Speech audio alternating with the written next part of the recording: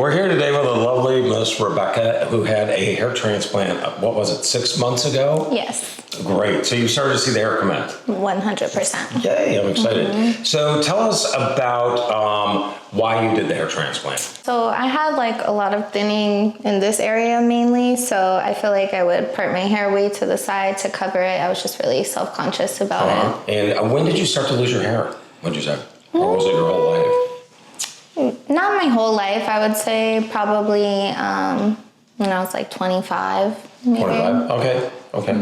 And Wasn't so that long ago. you were talking earlier about how it made you self-conscious and you wouldn't be photographed at certain angles. Is that what you're saying? That, yeah. So when I would like take selfies or whatever, I kind of like cut it off right here so you couldn't see if it looked like thin. And people would be like, oh, you can't tell, but you can tell. So now when you lost your hair, had you done any topicals or anything to help with your hair? Yeah, so I probably bought a bunch of like over-the-counter stuff that didn't help so much. Nutrafol, which helped a little bit, I took, but nothing worked. Now you said you did topical minoxidil though, okay, right? And why did you use topical as opposed to oral?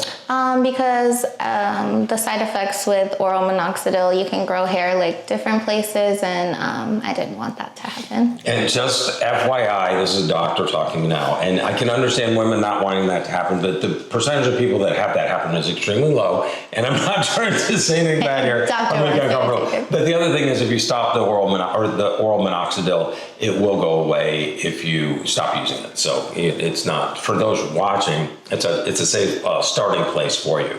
So then you decided to do the hair transplant. So we did the strip graft on Rebecca here, and the reason we did strip graft as opposed to follicular unit extraction, is because with the FUE, where we take out individual hairs from the back of the head, you have to shave the entire back of the head. So when we do women's hair transplants, we always use the FUT, and that's where we take a strip of hair out from the back here, and then we cut it into individual hair clusters, and then we transplant them to the front.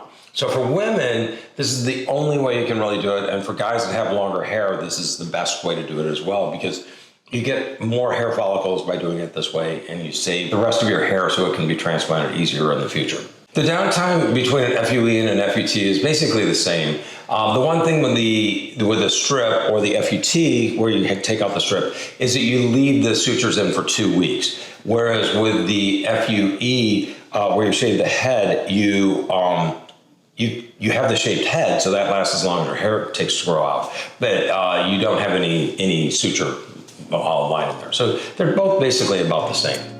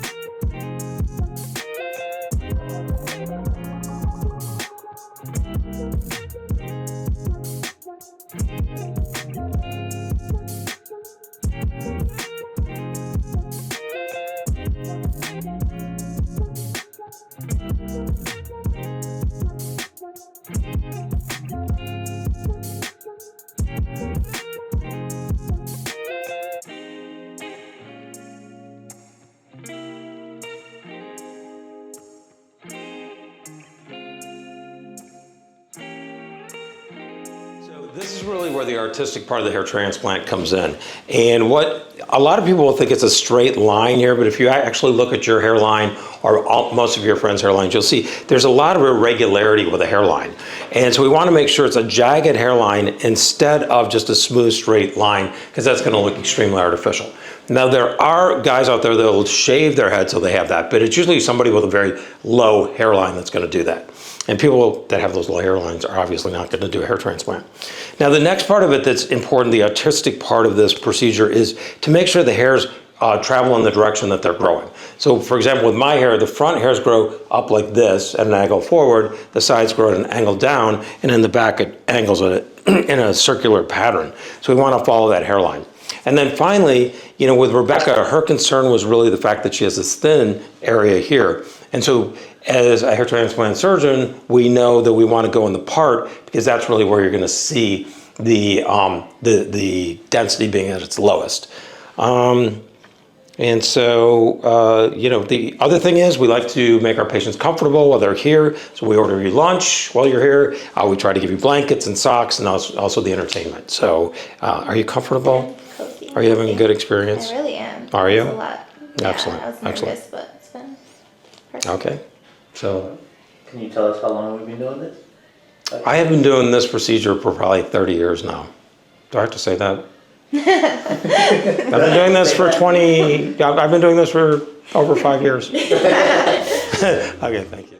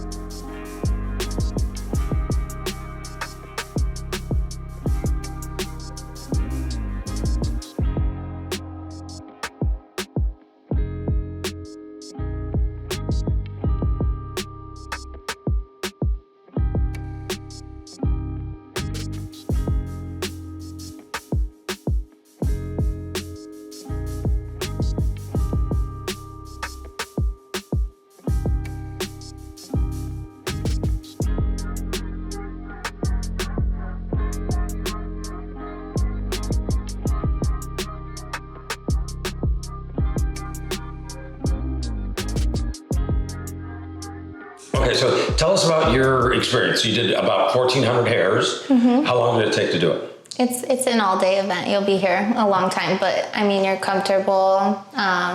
Contour buys lunch. You watch Netflix, whatever you want to do. The hair technicians are really great too, so you kind of just hang out in here. So what would you say to somebody who is contemplating this, or a woman who's contemplating this? What would you say to them? To do it. It's going to give you the best results, yeah. And I've tried lots and lots of stuff for my hair, so. And with the money you spend on buying all these products and other things, I feel like it's 100% worth it. Yes, and I think it looks great. And keep in mind, we're only at 6 months, so it's going to continue to get better and better and better. Because right now you're just starting to get a little more density, but it's a year before you see the final results.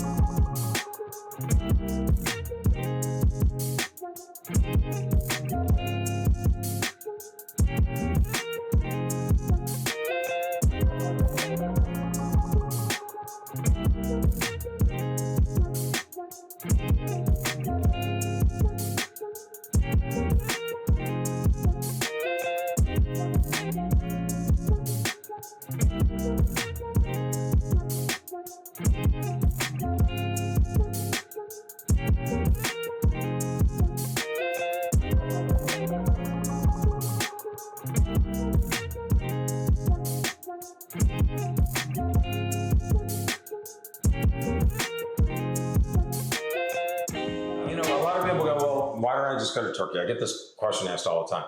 And, the reason is because very similar to Mexico, we live so close to the border. We have people go over to Mexico for fillers all the time because they can save some money. And who doesn't want to save money? I want to save money.